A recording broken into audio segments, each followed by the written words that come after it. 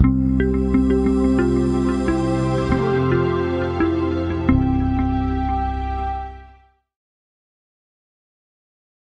à toutes et à tous, donc Fanny Reynaud, j'appartiens à la CCI Hauts-de-France en tant que chef de projet REV 3 et effectivement donc, je vais vous parler aussi de la gestion de l'eau et donner quelques autres exemples à ce sujet-là.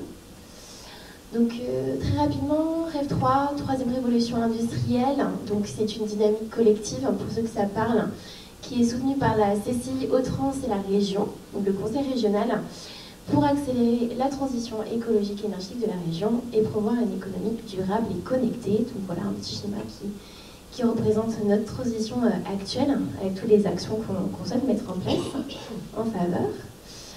Donc là, c'est un petit panel de nos expertises actuellement dans notre équipe.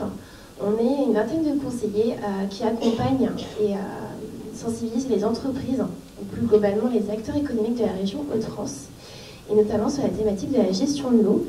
Donc ça passe par une phase de diagnostic avec un état des lieux, la création d'un plan d'action, la mise en relation avec des professionnels pour concrétiser les projets, des partenaires de financement. Donc on a beaucoup de cordes à votre arc. Voilà, tout à fait.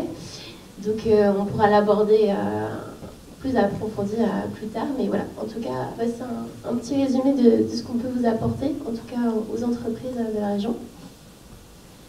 Donc on accompagne surtout sur des actions de sobriété, d'efficacité, tout d'abord, pour les entreprises, donc que ce soit sur l'eau et sur les autres thématiques, évidemment.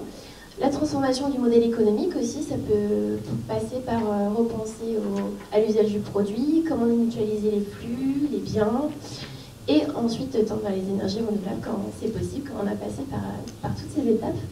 Et finalement, donc, la phrase qu'il faut retenir, c'est comment faire avec moins, mieux et différemment. Concernant la gestion de l'eau, donc sur quoi on accompagne, c'est vrai que sur des projets donc, de récupération d'eau de pluie, c'est possible. De notre côté, on peut réaliser une étude technique, donc plutôt d'opportunité, pour ceux qui souhaiteraient, pourquoi pas, dimensionner ce type d'installation, en tout cas.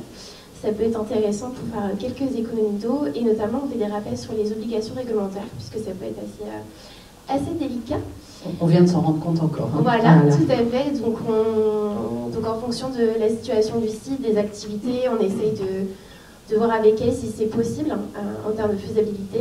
Un plan d'action, donc REUT également, pour vraiment se fixer des objectifs et voir quels moyens on peut mettre en place, et accompagné d'une recherche de financement. Donc là, c'est plutôt la mise en relation avec les agences de l'eau là-dessus. Donc globalement, hop là. Allez, quelques success stories. Voilà. D'abord, peut-être un petit mot sur le plan. Oui, le plan 53 mesures pour l'eau. Donc j'imagine que ça a dû être abordé ce matin. Donc moi, je vais me concentrer sur les entreprises qui sont situées dans notre région Hauts-de-France, qui ont été sélectionnées en fait pour faire un diagnostic de sobriété. Donc on a ArcelorMittal, Rocket, Welsham. Et on a une quatrième qui n'est pas là, mais bon, voilà. Globalement, là, on a eu récemment le bilan de ce plan de mesure qui est sorti quand même en mars 2023, donc il y a un peu plus d'un an. Donc aujourd'hui, toutes ces entreprises-là ont mené des grosses actions déjà auparavant. Il y en a qui ont fait de la réutilisation des eaux usées depuis plus de 10 ans, c'est le cas de ArcelorMittal. Et aujourd'hui, donc, ils se posent la question, pourquoi pas d'utiliser l'eau de mer, mais bon, il faut voir en étude de faisabilité si c'est possible. On a Rocket aussi qui est encore sur cette phase d'études de réutilisation des eaux usées et de recyclage. Et Welsham qui est un peu plus avancé, qui a fait des diagnostics, réparation des fuites.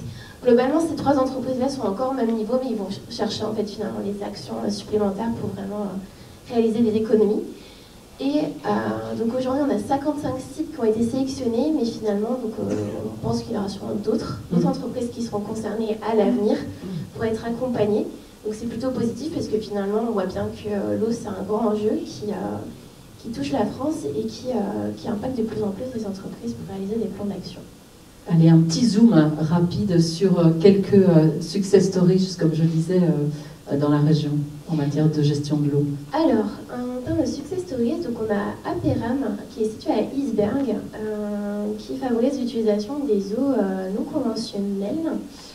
Donc eux, ils se sont donné un objectif assez ambitieux.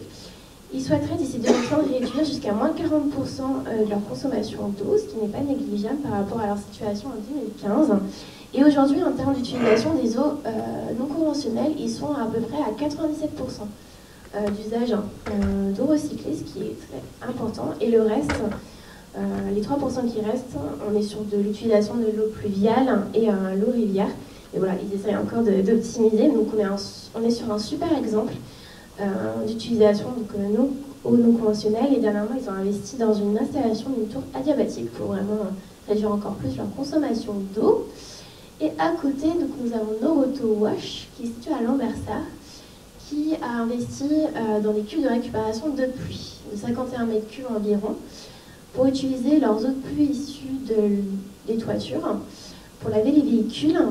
Et ensuite, les eaux qui partiront en fosse, ils vont les recycler finalement pour de nouveau les réutiliser pour nettoyer les véhicules. Donc voilà, on est aussi sur un bel exemple local qui peut inspirer d'autres sociétés, mais effectivement, on est quand même sur des gros investissements assez lourds. Ces deux structures ont pu être accompagnées quand même par les agences de l'eau, là-dessus, c'est ce qui est plutôt positif. Donc voilà, d'autres exemples pour accompagner les deux entreprises qu'on a vues tout à l'heure. Et de l'autre côté, chez REV3, on a accompagné des structures un peu plus petites, plutôt taille TPE. On a Saint-Dizier Environnement qui lui propose des cuves de récupération d'eau de pluie dans son activité. Et donc on les a accompagnés sur l'optimisation des flux, donc que ce soit sur l'énergie, l'eau et déchets. Et il y avait une question de récupérer les eaux pour les soins des jardins de pluie. Donc c'est de l'infiltration à la parcelle. Donc on a étudié ces thématiques-là avec eux. Voilà, donc ce qui est sur l'eau. Après il y a d'autres sujets qu'on a étudiés, mais ce n'est pas la question aujourd'hui. Excusez-moi. Voilà.